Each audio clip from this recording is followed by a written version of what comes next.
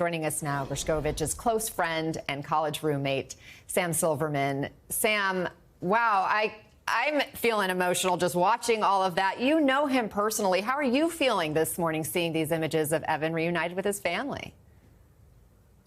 Just an absolutely overwhelming sense of relief.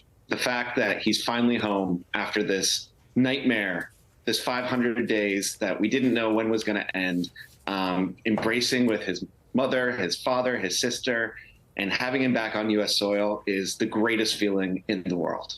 And so great to see his smiles, too, when he came home. When you get a chance to speak to him, what do you want to say? I want to give him a hard time about what he put us through.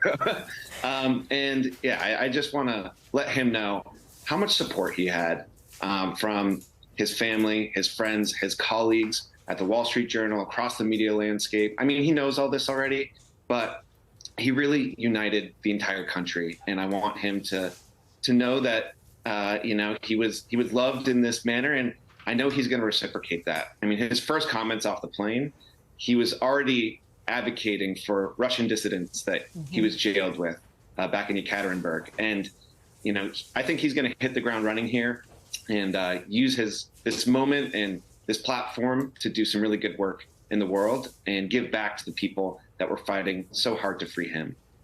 Even after his release and in just these small moments, it's been less than 24 hours since he's been back in the U.S., but we're learning more about his character and his strength. After he was released, the Wall Street Journal took us inside Evan's time in that Russian prison where he read Russian classics like War and Peace, and he worked on his writing. And we've learned that just before the prisoner swap, he was required to submit a formal clemency request to Putin.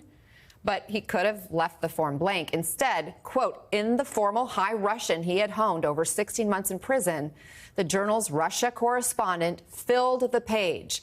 The last line submitted a proposal of his own after his release. Would Putin be willing to sit down for an interview?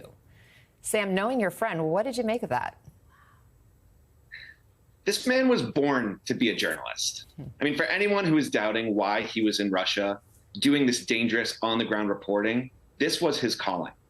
And, the fact that he still has that at his core, even after this entire 500-day experience, just speaks to who he is as a person. I'm so proud of him, and I'm so excited to see the amazing work that he's going to continue to do after this. Yeah, not deterred one bit, it certainly seems. As this buzz just quiets down after he goes through the more formal transition process in terms of reintegration, how are you and his other loved ones hoping to help him readjust to normal life? I mean, I think we want to just treat him as we've always treated him.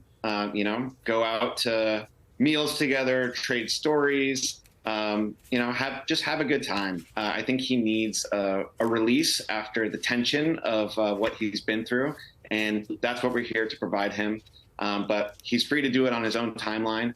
I honestly think that he's going to hit the ground running. I don't think he's going to need a lot of time to adjust to his newfound freedom. I mean, you can tell just from his body language, getting off that plane, hugging Joe Biden, hugging Kamala Harris, lifting his mom up into the air, and the responses that he had to his colleagues who are interviewing him on the tarmac.